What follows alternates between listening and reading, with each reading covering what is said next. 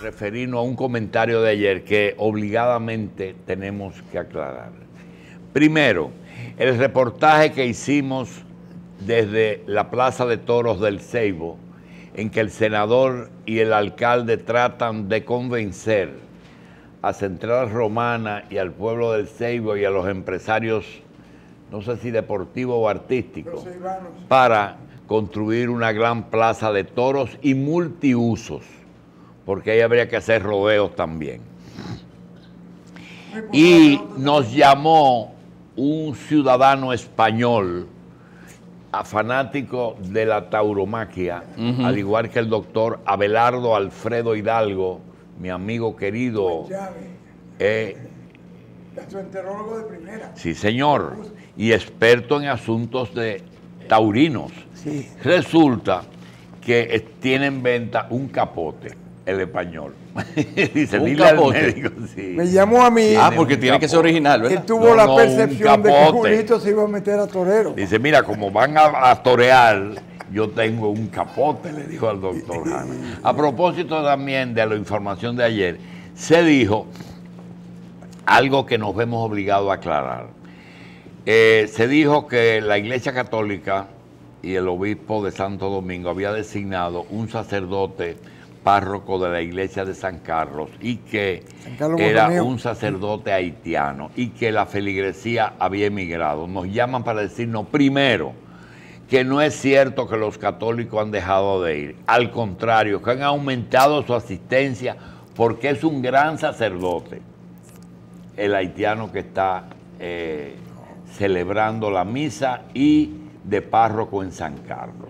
Así es que celebramos la rectificación porque nos llena de orgullo. Pendiente de investigación de nosotros. Seguro. Pues yo soy que sancarleño, Bien. tengo que ir a ver qué está pasando. Bien, señores, tenemos que la Sociedad Dominicana de Medicina Perinatal anuncia su 12º Congreso de la Sociedad. Perspectivas y avance de la medicina perinatal. Bienestar madre-hijo, que como dijimos, se garantiza con Natalgen Plus prenatal. Los temas, diagnóstico y tratamiento perinatal, reanimación, genética, nuevas fronteras, sepsis, crecimiento, desarrollo, cáncer del embarazo, patología obstétrica, violencia obstétrica, salud reproductiva, demanda médica, endocrinología, prematuridad e infertilidad. Lo primero que queremos de nuestros tema amigos, viene como anillo al los dedo. doctores, sí señor, José Garrido Calderón Méndez y Francisco Manuel Tevenín. Eso de Garrido es un nombre Parece que sí. o apellido. Apellido. Lo que pasa es que Tú tienes tres apellidos. Acá es un apellido Garrido- compuesto, Calderón Méndez. Entonces, queremos pedirle, antes de... Primero, darle la bienvenida, Gracias. darle las gracias. Segundo, ¿qué diferencia hay entre un pediatra, Un perinatólogo y un neonatólogo? Sí, ante todo, gracias por la invitación, realmente. Lo que pasa es que la medicina perinatal es una medicina de diferentes especialidades, involucra todo lo que tiene que ver con el parto y el embarazo. Lo vemos de una manera integral, en cual tenemos lo que somos los obstetras que trabajamos el perinatal, que es medicina de alto riesgo. Tenemos también el pediatra neonatólogo, que va o pediatra perinatólogo, también como se le llama, que va a recibir ese niño de alto riesgo. También en la medicina perinatal involucramos otras especialidades, como son los endocrinólogos, los cardiólogos, dependiendo de la patología. ¿A quién atiende la perinatal? El médico perinatólogo, ginecólogo perinatólogo, ¿A la atiende embarazada? el embarazo de alto riesgo. Ajá, Exacto. ok. El diagnóstico prenatal y el seguimiento prenatal del embarazo de alto riesgo. Y cuando nace el niño, ¿quién lo sigue? El neonatólogo, el Ya lo pediatra perinatólogo Sigue. o neonatólogo también, de cuál manera se puede. ¿Y cuál es la diferencia? ¿Es lo mismo? Es lo mismo, sí. Ah, bien. Son diferentes conceptos. Yo quiero preguntarle algo. Yo la tenía una sola. Doctores, se está diciendo que hay muertes materno-infantiles.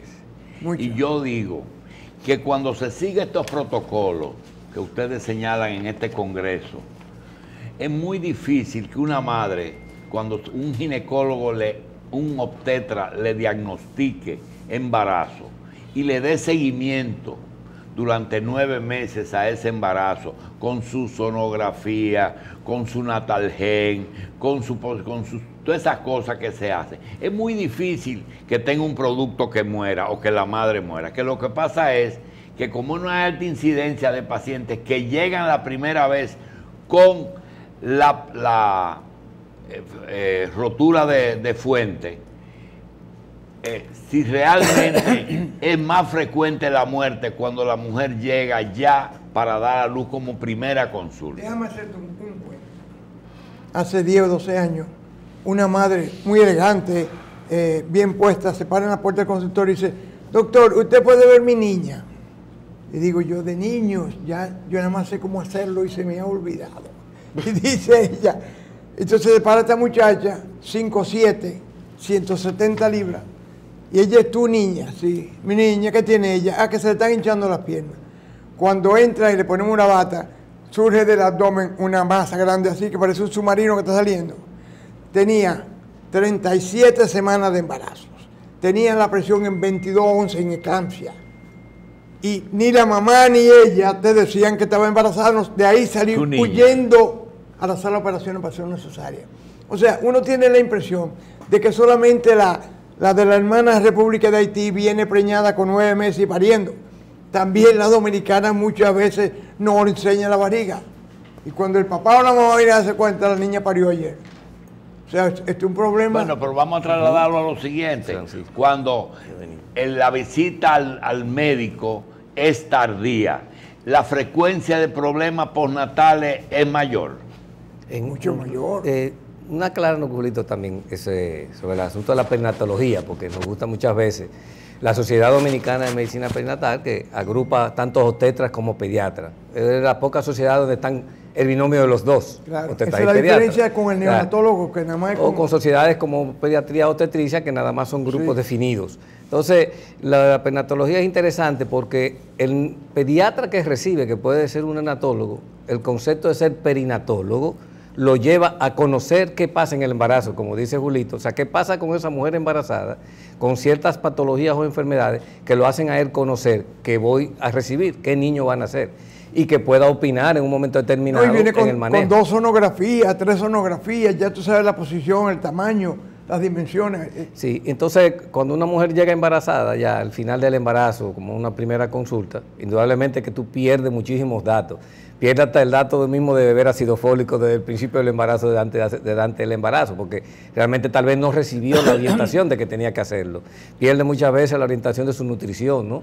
De su cuidado. No viene el papá, tú nada más ves la mamá. Entonces, lógico, llega una mujer complicada y son las que muchas veces llegan a los hospitales con niños que entonces nacen en condiciones no muy adecuadas. Y lógico, siempre tendremos índices de nacimientos de niños que mueren o que se enferman, muchas veces por consecuencia de este tipo. Entonces, a veces estamos buscando otras razones y tal vez la orientación, la guía y poder a estas madres decirle lo que les conviene. El hospital Jaime Mota de Barahona ha reportado una cantidad enorme para mí de niños muertos en los primeros 120 días de este año.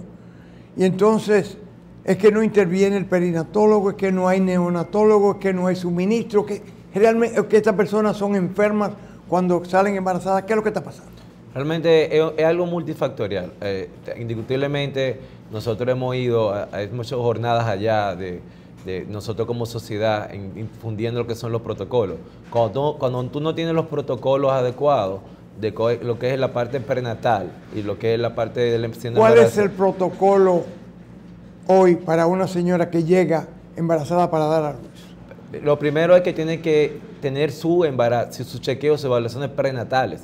Tiene que acudir a su obstetra. La obstetra tiene que clasificarla si es de alto riesgo o no de alto riesgo.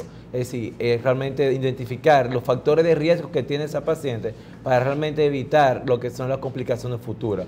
Ya automáticamente con eso ya está disminuyendo. O sea, hay condiciones en la mujer que la hacen de alto riesgo el embarazo. Sí, ya sean preexistentes antes del embarazo o que surgen durante el embarazo. ¿Cómo cuáles? Porque son preexistentes. Una paciente que es hipertensa crónica, paciente que es diabetes gestacional, parto preterminal, valvulares, cardíacas. Valvulares, ya es una condición preexistente que uno tiene HIV, hepatitis B, hepatitis B, exacto. Son condiciones preexistentes que ya el médico obstetra debe conocer para ver y saber el tipo de evaluación que tienen que durante el embarazo. La papilomatosis vaginal o vulvar también es parte de una presión. Sí, es importante saberlo, sí, porque depende de cómo esté la condición de ese virus en el momento del parto, se le puede transmitir o no al bebé. Cuando un médico no conoce las condiciones de esa señora que viene pariendo en el carro que la trae, está pariendo en la camilla, para ese médico, ¿qué es más fácil?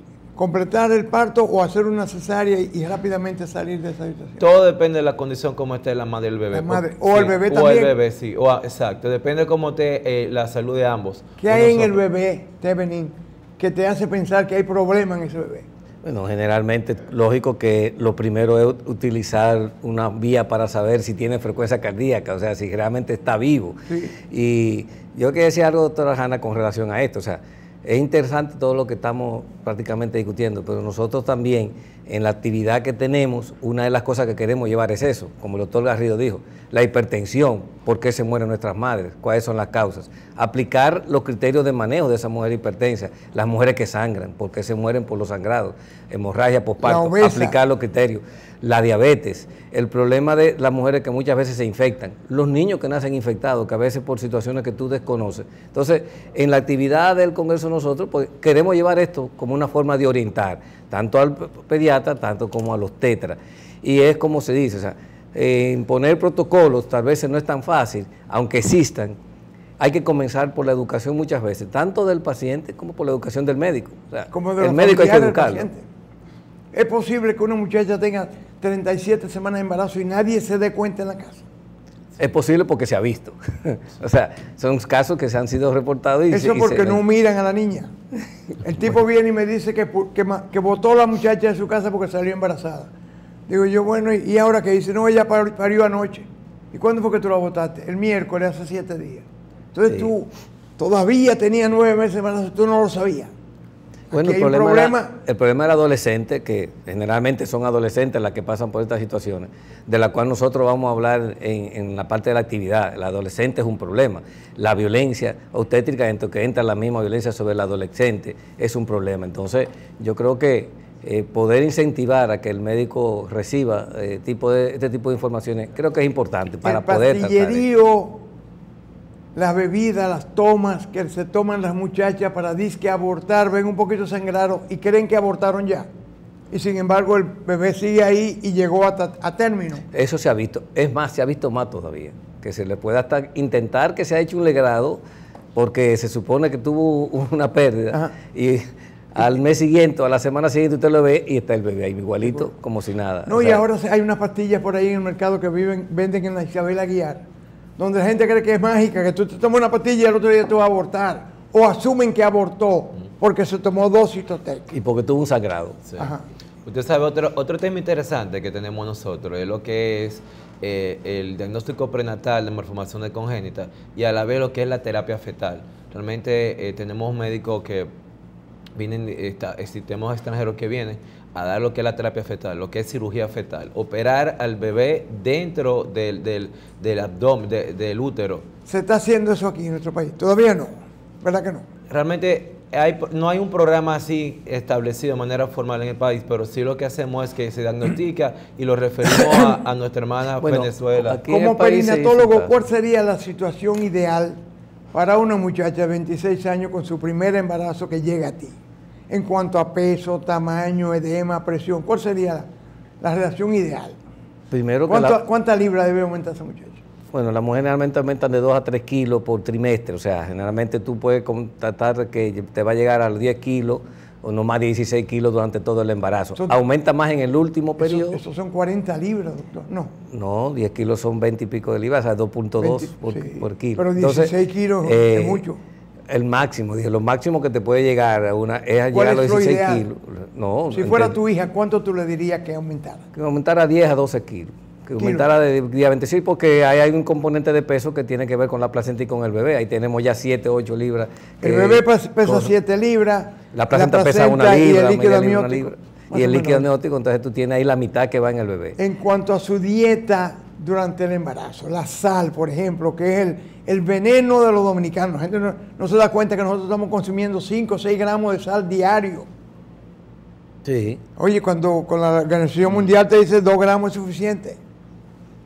No, los alimentos en el embarazo siempre son importantes. O sea, aquí oímos ahorita mencionar sobre el ácido fólico, es importante. Tomar también micronutrientes como zinc, el selenio, son importantes. Pero el ácido fólico en el primer trimestre. Antes del no embarazo. me venga a tomar ácido fólico después que el muchacho está deformado ya, ¿verdad? No, antes del embarazo. O sea, Sí, porque realmente la misión principal del ácido fólico es prevenir lo que son las malformaciones a nivel del tubo neural, lo que es espina bífida, básicamente. El latido cardíaco se percibe por primera vez a la 6ª semana, más o menos. casi en el 100% a la sexta. Puede ser 2 o 3 días antes que usted lo pueda percibir. Pero a la 6ª semana ya sí. está vivo. Digo, pero no de manera física, tiene que ser por estudio de ultrasonido. O sea, física tú no puedes oír un latido a las 6 semanas, ¿no? Pero sí le puedo decir lo siguiente con relación a lo de la cirugía, que sí tenemos el conocimiento, por ejemplo, que hicimos una cirugía que se hizo en el interior sobre una mega vejiga, un bebé con vejiga intraútero, se puede evacuar esa vejiga.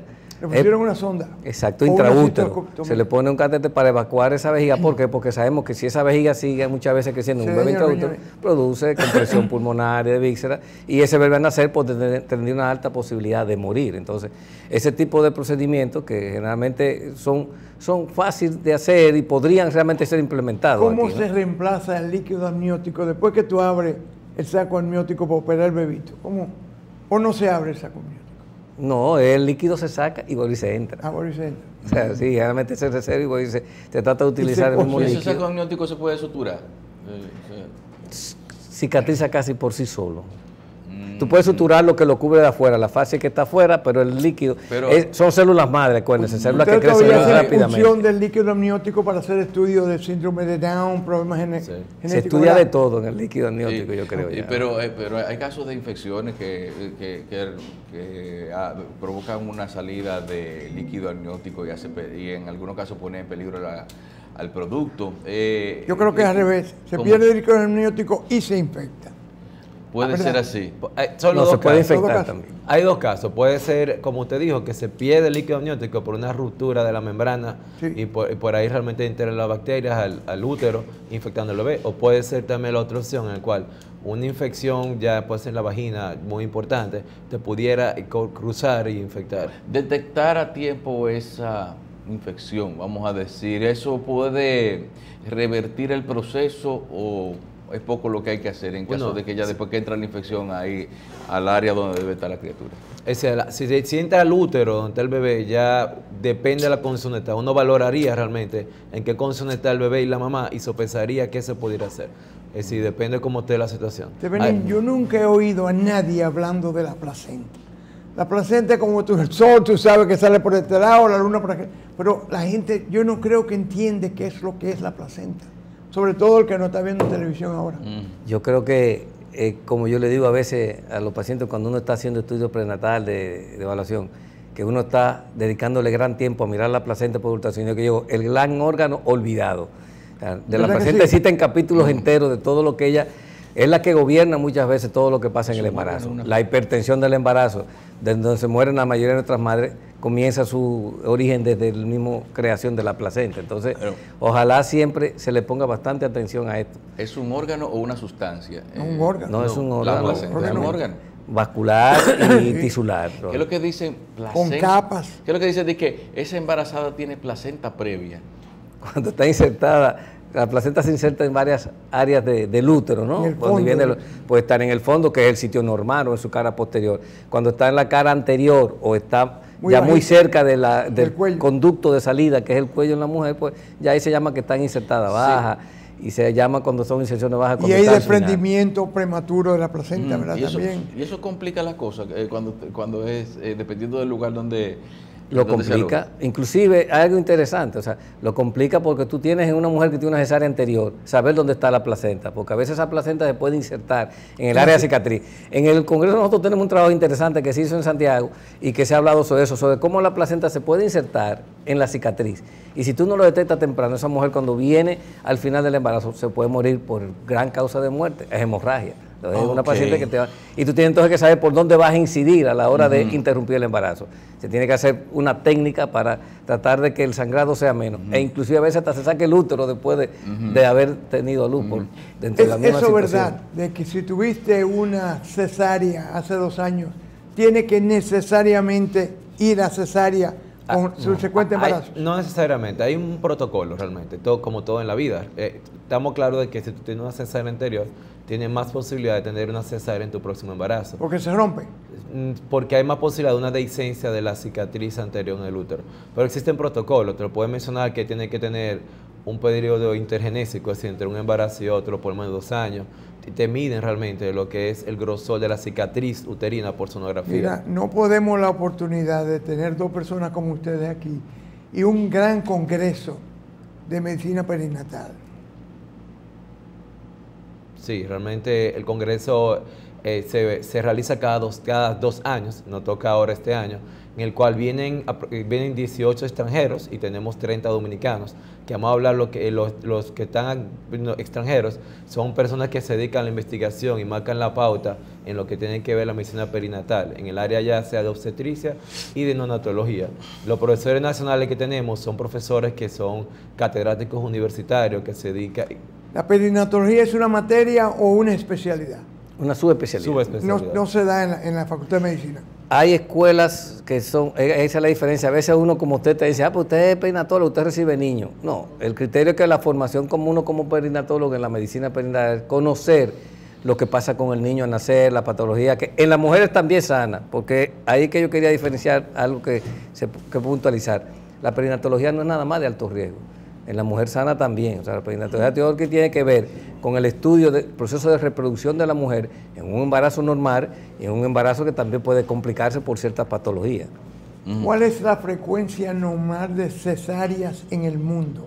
¿Por qué tenemos 60% de cesáreas? ¿Cuál es el componente médico, componente familiar, la paciente? ¿Quién es que pide la cesárea en determinado momento? Las causas de las cesáreas son múltiples realmente, o sea, sabemos que primero las causas indirectas que pueden llevarla y la causa directa. O sea, la causa directa, como son las enfermedades que se presentan en la mujer, que casi llevan a un 40% de muchas veces. Y hay un factor que es la causa, que a veces no gente cuando lo mencione, pero es la causa iatrogénica, que es el 25%, donde muchas veces lleva la intervención del médico de decidir un procedimiento de cesárea, tal vez que no está muy claro su decisión por qué se hace. Entonces, esas son las que más se analizan. No las otras que son ya causas más directas por patología, por prematurez. La embarazada joven viene y te dice, mira, estuve donde el que me va a hacer el parto y ya negociamos que lo vamos a hacer por cesárea porque yo no quiero parir por abajo. Eso duele mucho, eso daña la vagina y mi futuro como compañera sexual. Eso es real, eso pasa. Sí, realmente pasa. Hay pacientes que llegan ya diciéndome, doctor, no quiero parto vaginal. No quiero. No quiero. No lo acepto. No lo acepto. Entonces, ahí uno o me hace cesárea o me voy para otro médico. Bueno, a veces no llegan a esos extremos porque uno tiene cierta confianza con los pacientes, pero el hecho es que uno como médico trata de decirle o hablarle de lo que son los pros y los contras, pero al final la paciente tiene derecho a elegir cuál es su vía de embarazo.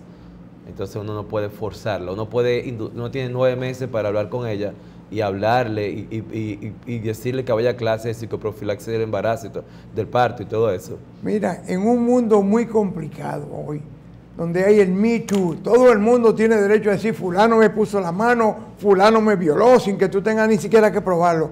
Esa relación médico-paciente cesárea con ginecólogo, obstetra, ¿cómo anda eso aquí? Porque veo que ustedes tienen incluyendo demanda médica, algo que me parecía insólito, que en esa relación íntima y casi fraternal del médico con la embarazada haya que hablar de demanda médica porque es un problema nacional. Bueno, porque el principal factor, ahí el doctor Garrido podría también decir algo al respecto, es que nosotros tratamos de inculcar en el médico la comunicación, que se pierde mucho, médico-paciente. Entonces, como factor fundamental de que todo eso desencadena demandas, inconformidad del paciente, comienza con la comunicación. O sea, el ginecólogo obstetra dominicano está obligado a tener una enfermera en la sala de examen, o eso se limita a médico y paciente nada más. Legalmente no tenemos la obligación.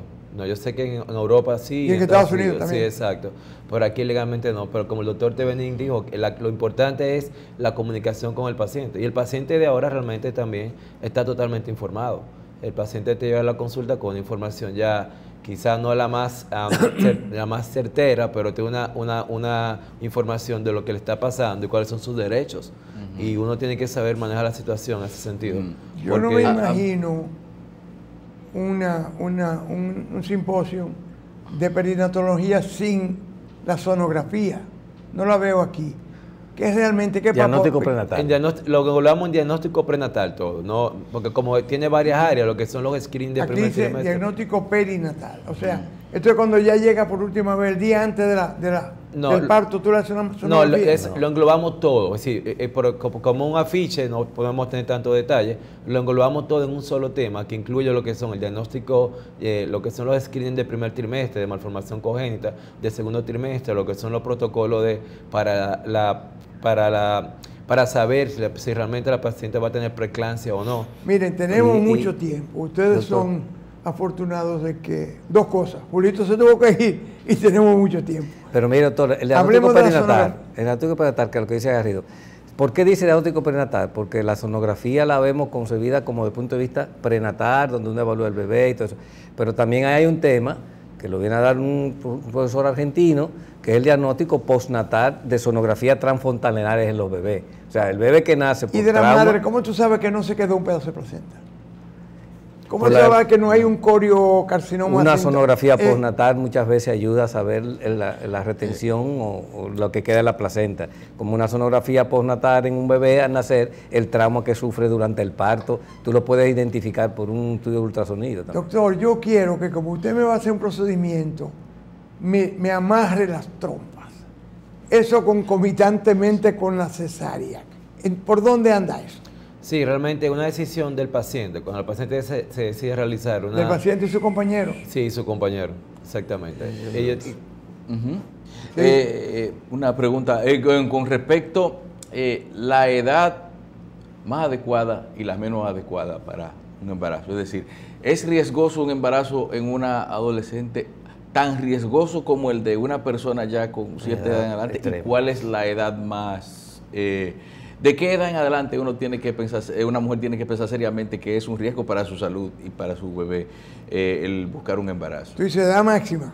Edad máxima. O edad mínima. En ambos casos. O sea, en edad máxima para comenzar, entonces, ¿cuál es, vamos a decir, a partir de qué momento una mujer tiene que pensárselo seriamente antes de embarazarse? Nosotros trabajamos por estadísticas, realmente por las edades extremas, por debajo de los 18 años o por encima ya de los 35, 40 años. Extremas. Extrema me refiero en los extremos. ¿no? Son dos riesgos diferentes. Sí, son dos riesgos diferentes. Hay más posibilidad de tener algún tipo de malformación o un tipo de injuria, de morbilidad durante el embarazo. Pero no quiero decir que todos los pacientes que se embarazan adolescentes o todos los pacientes que se embarazan por encima de 35 años le va a pasar algo. Entonces ahí es que entramos lo que es la parte de la evaluación de riesgo y la evaluación perinatal, evaluando todos los factores de riesgo o los síntomas que tiene esa paciente para uno saber si va a tener algún problema. Pero no es algo como blanco y negro, es algo que por estadísticamente hablando, pero uno no puede... No es absolutamente seguro que una persona va a tener ese problema. Yo no le puedo decir a una paciente que por circunstancias personales retardó lo que es su fecundidad, llegar a los 35, 36, decir, mira, tú no puedes parir, porque tú puedes tener un niño con malformación congénita. No puedo. Ahora, nosotros como obstetras, perinatólogos, tenemos que explicarle a ella los factores de riesgo y las variables que yo manejo, como ejemplo el ácido fólico, yo pudiera ayudarla para disminuir para evitar esa posibilidad. Pero no es algo que no puedo. Y porque el asunto es que realmente lo que tú tratas es de que la mamá se complique y el bebé. Entonces, estadísticamente, si tú sabes que una mujer por encima de los 35 en adelante, donde ya sus óvulos ya tienen muchos más años dentro de ella en su ovario, a la hora de concebir pueden tener algún tipo de trastorno de tipo genético. Entonces, la estadística te dice, bueno, o sea, a la 1.35 tengo una mujer de 1 en 100 su probabilidad de que tenga un bebé, pero a los 40 ya es de 1 en 50. Es una mujer sana, pero si es hipertensa, si es diabética, si fuma. Que esa es la complicación que también agregada como morbilidad por encima de esa edad, tú también puedes llegar a encontrarla, la hipertensión, porque el problema de diabetes. Fumadora, hipertensa, diabética y obesa, ¿verdad? Sí. Todo eso repercute tanto en la mamá como en el bebé. Ahí está el binomio madre-hijo, o sea, realmente las dos tienen un mismo riesgo. Pero lo grande es que estas mismas complicaciones que existen de morbilidades al final, tú la vas a ver en la adolescente también. Tal vez no vas a ver la complicación de anomalía congénita desde el punto de vista ya porque sus óvulos sean viejos o no, pero sí vas a ver las mismas complicaciones mórbidas en esas adolescentes que muchas veces las llegan a encontrar en la mujer que ya se está acercando a los 40 años. No es que no se embarace, pero tiene que saber y darle al médico la información. Y ahí entra lo que se llama la consejería, ¿no? O sea, lo que estamos hablando de demanda y de consejería, tiene que saber a lo que se expone. El tema es político. Cada gobierno trata de maquillar los números con relación a cesáreas, muertes maternas. Yo recuerdo que en el 2002 Hipólito Mejía firmó una ley que tenía que cualquier muerte materna tenía que ser investigada con autopsia y una comisión y revisar todo eso. Y muerte infantil. ¿Cuáles son los números reales de organizaciones mundiales de la salud? ¿Y cuáles son los números de nosotros hoy? ¿Pero de cuáles? ¿De aquí del país o mundiales? De las nuestras. Porque de las nuestras realmente, al compararlo con otros países en desarrollo, son muy diferentes, ¿no? O sea, desde el punto de vista, aquí todavía estamos con muerte materna por más de los 100 por 100.000 mujeres, más de 100 por 100.000 mujeres. Por 100.000 nacimientos, que es importante. La mortalidad materna se cambió a razón de mortalidad materna, porque ya no es mortalidad materna. La mortalidad materna antes era por mujeres que concebían, ¿no? Ahora es la razón de mortalidad por 100.000 nacimientos vivos, ¿no? Entonces, se cambió para tratar de entenderlo a nivel mundial y verdaderamente nosotros lo tenemos por encima de 100, ¿no? Aunque se reporte 95 desde el punto de vista estadístico, pero solo sabemos maquillan, doctor, usted y yo sabemos cómo se maquilla. Bueno, porque sabemos que muchas veces no se considera. O sea, tanto se mueren en el interior como se mueren aquí en centros igual de atención. La mortalidad materna y infantil son afrenta al gobierno más que al ginecólogo obstetra mismo. Porque hay serie de factores que ustedes no controlan. Y ya vino embarazada, ya vino preñada, tenía una lesión mitral, tenía una lesión aórtica, hizo un aneurisma. Bueno, lo que pasa es que ¿por qué se mueren? Hipertensión, sangrado e infección. ¿Tú tienes para manejar la hipertensión? Ahí analizaremos problemas sociales, problemas de tipo institucionales y del médico. ¿Tú tienes para manejar las hemorragias? Ahí sabemos el problema de la transfusión. Para manejar la infección, bueno, a veces no está el antibiótico indicado o la misma infección que agarra la mamá, la tiene el bebé. Los niños nacen la mayoría prematuros. Y es algún tema que nosotros vamos a detallar, la prematurez. ¿Prematuro definido por peso o por tiempo? No, el prematuro que nace antes de lo que llamamos el término del embarazo, que son hasta ahora concebidas las 37 semanas. Se nacen los prematuros casi en el 75% de lo que se mueren son prematuros. Menos de 3 kilos. No. Menos de 2 kilos y medio. No, ya es por peso. Ahí entramos lo que se llama el bajo peso, restricción del crecimiento, pero a la prematurez en cuanto a la edad gestacional que tiene la mamá y con la que nace el bebé. Entonces, los prematuros son los que se te mueren en los primeros días, pero después tú los salvaste, porque hay medidas ahora que se implementan, que es el problema de la dificultad respiratoria. Pero los siguientes días se te mueren de la infección y ahí usted lo dice. Comienza la infección como un manejo donde entra tal vez la parte médica.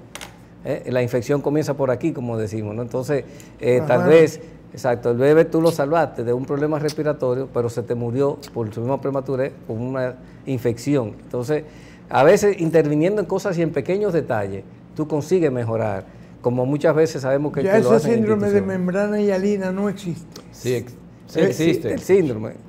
Sí, pero se ha resuelto. Y el surfactante lo tenemos. Sí, claro que sí, lo tenemos en el país en diferentes clínicas y también en un programa de salud pública que lo suministra en la maternidad de nuestro país para disminuir lo que es, por lo menos las complicaciones por el síndrome de membrana hialínica. Porque como usted expresó, existen otras, que puede ser las infecciones, puede ser una hemorragia intracarnial, una hemorragia gastrointestinal, pero por una de las principales que son la infección y la membrana hialínica ya se está resolviendo en los programas que tiene salud pública. Sí. Cae dentro de la categoría de prematuro aunque tenga 5 días, es decir, por ejemplo, 5 días antes de la fecha. Se trata Antes de de la esa manera. 37 es prematuro.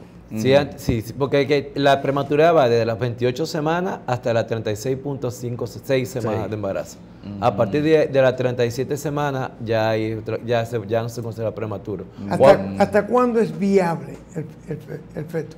Hasta las 41.6 semanas. Ya, Bueno, no, antes de eso, en la temprana. Perdón, ya un bebé de 28 semanas, 26 semanas, que es un prematuro extremo, hay casos aquí que no es muy común, pero sí se han Con salvado. un gran equipo, ¿verdad? Con un gran equipo. Pero Y ahí- mientras más pequeño, más posibilidades tiene de que no proceda, que fallezca el bebé. Y ahí sí entra el peso de lo que usted preguntó, sí, sí. no la prematurez. O sea, los bebés se catalogan su supervivencia muchas veces, tanto por la edad gestacional, pero más que todo por el peso. Por el porque a veces peso. tú puedes tener un bebé con un peso en una edad gestacional mejor o con un peso menor. Entonces, la viabilidad comienza a partir de 2.200, 1.500 gramos, que se salvan menos que lo que realmente se salvan cuando pesan ya 2 kilos. O sea, lógico que Los sí. embarazos múltiples, ¿qué problemas representan en la República Dominicana? Mucho porque Digo, realmente... simultáneo, mellizo, trillizo. Los embarazos múltiples realmente vienen ahora a llenar, diríamos, un capítulo dentro de la obstetricia por el hecho de que las mujeres ahora están buscando terapias asistidas para embarazarse y esas terapias pues generalmente se embarazan de 2, de 3 y al tener que embarazarse de esto ahí viene el embarazo múltiple que antes no se veía más de manera espontánea, ahora viene ya de manera un poco inducida. El clomifeno es el único medicamento que se usa para eso. No, sí, No. es uno de ellos, pero hay Uno. varios. Hay varios. Sí, está la HMG, está hay progesterona, hay FSH-LH, hay varios. Es uno, pero es el principio, ese como que el básico, con ese se comienza para inducir lo que es la ovulación, pero si no se procede con el clomifeno, uno puede utilizar diferentes tipos de hormonas para lograrlo. Hay otro en el mercado, se llama letrozol también. que- ¿Qué puede hacer el Estado? No estoy hablando del gobierno, el Estado, para evitar ese número de embarazos en adolescentes. En el mundo hay 1000 formas de evitar un embarazo. ¿Por qué sale embarazada la adolescente? No llega a ella los recursos de la pastilla del día después, el anticonceptivo, el DIU, nada de eso. Realmente El condón no llega allá. el Estado ha hecho su esfuerzo, esfuerzo en lo que es la difusión de lo que tiene que ver con los métodos anticonceptivos. Sin embargo, hay muchos que están subsidiados. Podemos encontrar pastillas que te cuestan 50 pesos. Realmente que algo, entiendo que es algo realmente relativamente asequible para cualquier tipo de población. Yo entiendo que es más siguiendo lo que es la parte de orientación al adolescente. No es tanto el acceso y aquí siempre hay un debate en cuanto a lo que es la educación sexual en las escuelas. Uno tiene que también hablar claro lo que tiene que ver con eso y también el apoyo de la familia, porque hay familias que por diferentes razones no hay una integración en esa casa, no hay una comunicación con sus adolescentes y realmente la información la buscan en otro adolescente o en las redes sociales o simplemente oyendo un tipo de música que inducen a algo que realmente no es la realidad y está mal orientado y termina en lo que es un embarazo.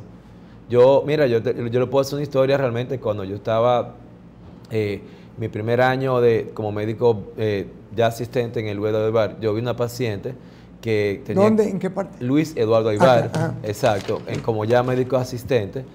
Vi una paciente de 15 años que no sabía que su bebé iba a nacer vía vaginal. Ella estaba embarazada, tenía contracciones, pero ella no, en su cabeza no entendía que iba a nacer vía vaginal. Y realmente es real, entonces... Porque la educación sexual aquí termina, el varón tiene pene, la niña tiene vulva.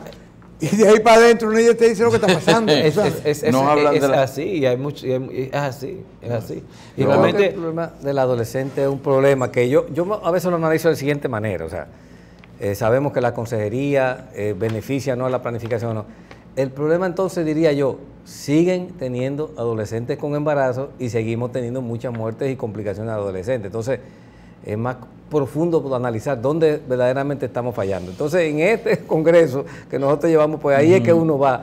Yo creo que hay que tratar al adolescente en todo el contexto, ¿no? O consejería, o planificarla, la violencia obstétrica que entra dentro de ella, ella se siente alejada hasta por el mismo médico. O sea, El 12º Congreso de la Sociedad Dominicana de Medicina Perinatal, que se llevará a cabo del 21 al 24 de junio, y estamos casi en junio, en Punta Cana International Convention Center. Háblame de eso. ¿A quién invitan? ¿Qué costo? ¿Cómo se arregla eso? ¿A quién contactan para hacer reservaciones y todo eso. Tenemos varios, como lo estaba comentando, tenemos el doctor Roberto Romero en la parte obstétrica, que es el editor de la revista americana de ginecología y obstetricia. Él es venezolano, radicado en Estados Unidos hace muchos años. Él nos va a conversar mucho sobre lo que es la parte de prematuridad con el útero de progesterona. Tenemos también el doctor Augusto Solá, un argentino, que es el presidente de la Sociedad Iberoamericana de Neonatología, es un pediatra neonatólogo con muchas investigaciones. Nos va a abordar mucho lo que es la parte de prevención, del manejo inmediato de ese ¿Hay niño prematuro. anestesiólogos neonatólogos? Anestesiólogo pediatra, sí existe. Es decir, hay anestesiólogo especialista en niños. En niños. Exactamente. En recién nacidos. Bien. Estamos invitando a los obstetras y a los pediatras y a los que todos tengan relación con Tenemos esto. aquí un teléfono para coordinación y reserva, el teléfono 809-565-3500, 3500. Eso es Tour Enlaces. Llame ahí, haga su reservación de hotel, de participación y todo lo demás que se pueda necesitar para este gran congreso del 21 al 24 de junio en Punta Cana. Y que Combine saquemos algo vacaciones beneficioso con para trabajo ese y binomio. estudio, ¿verdad? Es que saquemos algo beneficioso para ese binomio Claro, madre-hijo, sí. porque la verdad que Gracias. los problemas están. No, y ya estaremos en vacaciones, pueden llevar a los niños también. También. Doctor José Garrido, presidente de la Sociedad Dominicana de Medicina Perinatal. Francisco Tevenín, presidente del Comité Científico, gracias por estar con nosotros. Este espacio llega a ustedes como una cortesía de Natalgen Plus Prenatal para la salud antes, durante y después del embarazo. Natalgen Plus de Disfármaco, disponible en farmacias. Vamos a escuchar unos mensajes y volvemos en unos instantes. Ahí está Natalgen Plus. Gracias por estar para con nosotros. llevar a cabo a feliz término todo eso que los médicos se encargan de cuidar.